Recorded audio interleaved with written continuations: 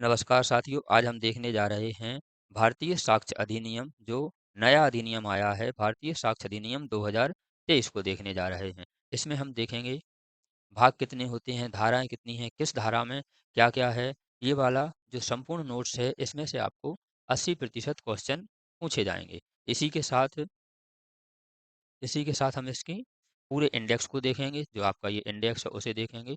तो सबसे पहले हम देखते हैं जो हमारा नोट्स है, जो मोस्ट नोट्स है, उसके बारे में संपूर्ण जानकारी। तो सबसे पहले आपको याद रखने योग्य कौन-कौन से हैं? सबसे नाम भारतीय साक्ष्य अधिनियम 2023 इसका संपूर्ण नाम है, 2023 भी इसके नाम में आता है।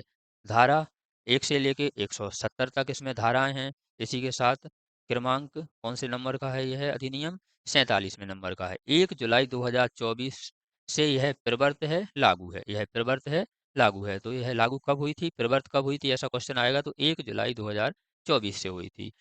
राष्ट्रपति की स्वीकृति कब मिली थी? तो 25 दिसंबर 2023 को मिलेगी। यह भी क्वेश्चन आता है। राष्ट्रपति की स्वीकृति कब मिली थी? 25 दिसंबर 2023 को। इसी के साथ यह भी पूछ लिया जाता है भारतीय राजपत्र में कब प्रकाशित हुई थी? तो 24 फरवरी 2024 को प्रकाशित हुई थी। इसी के साथ धारा हमने देख ली हैं। धारा इसमें 170 है। इसी के साथ ये है भाग, भाग इसके 4 हैं, अध्याय, अध्याय इसमें 12 हैं। तो ये रही आपकी बेसिक जानकारी। अब हम देखते हैं भाग 1। भाग 1 आपका 1 और 2 धाराओं में विभक्त है। भाग 1 आपका 1 और 2 धाराओं में विभक्त है। इसमें है अध्याय, अध्याय 1 प्रारंभ। अध्याय 1 में क्या है? प्रारंभ है। धारा 1 और 2 है। धारा 1 और 2 दिया गया है सिर्फ अध्याय 1 में। भाग 2 आपका 3 से लेके 50 तक है। भाग 2 में कहाँ से कहाँ तक धाराएँ हैं? 3 से 50 तक धाराएँ हैं। अध्याय 2 तथ्यों की सुसंगति, धारा 3 से 50 तक है। ये आपका भाग और धाराओं में थोड़ा जैसे कन्फ्यूज़ हो रहा है, उसे हम एक बार ये वाला नोट्स दिखाते हैं। ये वाली पीडीएफ में आपको क्लियर हो जाएगा। ये आपका भाग है, ये अध्याय हैं, ये आपकी इंडेक्स हैं, धाराएँ हैं। इसी के साथ भाग 2 है आपका, अध्याय 2 है। फिर इसमें बीच में कुछ पॉइंट दिए गए हैं, निकटता से संसक्त तक। इसी के साथ अन्य भी पॉइंट दिए हैं, संस्वीकृतियाँ। तो ये जो हमारा ये जो हमारा नोट्स है, ये महत्वपूर्ण नोट्स है। इसी के साथ ये थोड़ा-सा अगर कम समझ में आता है, तो इसमें से हम देखते हैं। आपके भाग 1 में 1 से 2 धाराएँ हैं। अध्याय 1 में क्या है? प्रारंभ दिया है। इसमें 1 से 2 धाराएँ हैं, 1 धारा और दूसरी धारा। इसकी संपूर्ण वीडियो इंडेक्स की धाराओं की दूसरी वीडियो डली है, आप हमारे चैनल पे देख सकते हैं। भाग 2 में जो आपकी धारा हैं, धारा 3 से 50 तक दिया गया है। अध्याय 2 तथ्यों की सुसंगति, 3 से 50 तक आपका अध्याय 2 दिया गया है। इसी में ही आपकी आती है निकटता से संसक्त तत्व। जो आपकी निकटता से तत्व हैं, ये आपके कहाँ तक हैं? 4 से लेके 14 तक हैं। 4 से लेके 14 तक आपकी धाराएँ हैं। इसी के साथ संस्वीकृतियाँ आपकी 15 से लेके 25 तक होती हैं। प्रश्न ऐसे आता है कि संस्वीकृतियाँ आपकी किस अध्याय में हैं? तो आपकी अध्याय 2 में है। और ये कितनी धाराओं में विभक्त है? तो 15 से लेके 25 धारा तक यह विभक्त है। ये आपकी धाराएँ दी गई हैं, संपूर्ण वीडियो इस धाराओं की आगे विस्तार पूर्वक हमारे चैनल पे डली है, आप देख सकते हैं। आगे देखते हैं उन व्यक्तियों के कथन जिन्हें साक्ष्य में बुलाया नहीं जा सकता है। ये कहाँ तक है? 26 और 27 तक। देखिए, आपने ये वीडियो पूरी याद कर ली। ये वीडियो 2-3 बार आपने या जो भी आपकी 3-4 बार में आपने पढ़ ली और याद हो गई। अब अपन अपने याद हो गया कि उन व्यक्तियों के कथन जिन्हें साक्ष्य में बुलाया नहीं जा सकता है, ये कहाँ है? 26 और 27 में दिए गए हैं। अब आपसे क्वेश्चन आता है, किसी साक्ष्य में कथन तथ्यों की सत्यता की पश्चातवृत्त कार्यवाही में साबित करने के लिए उस साक्ष्य की संस्वीकृति है। अब आपको पता है कि ये काय के बारे में है? साक्ष्य के कथन के बारे में है। क्वेश्चन काय के बारे में? साक्ष्य के कथन के बारे में है। तो कौन-कौन सा है? 26 और 27। तो आप इतना समझ जाएँगे ABCD में से कि आपके 26 और 27 में से यह प्रश्न पूछा गया है। विस्तार वाली वीडियो ना भी देखें तब भी आप इतना समझ जाएँगे। यानी यदि प्रश्न आता है तो आप 80% इसका सही कर आएँगे। आगे देखते हैं अध्याय 2 में ही विशेष परिस्थितियों में किए गए कथन, ये आपके 28 से 32 तक हैं। विशेष परिस्थितियों में किए गए कथन 28 से 32 तक हैं, अध्याय 2 में आते हैं। किसी कथन में से कितना साबित किया जाए? किसी कथन में से कितना साबित किया जाए, ये 23 में है। ये तो आपको धारा याद ही हो गई है। प्रश्न ऐसे आता है, किसी कथन में से कितना साबित किया जाए, तो ये आपके अध्याय 2 में है, धारा 33 में है। न्यायालयों के निर्णय कब सुसंगत होंगे? न्यायालयों के निर्णय कब सुसंगत होंगे? तो आपके न्यायालयों के निर्णय कब सुसंगत होंगे? अध्याय 2 में है और 34 से लेके 38 धारा में यह विभक्त है। इसका वर्णन किया गया है। अन्य व्यक्तियों की राय कब सुसंगत होगी? अध्याय 2 में है, 39 से 45 तक दिया गया है। सील कब सुसंगत होंगे?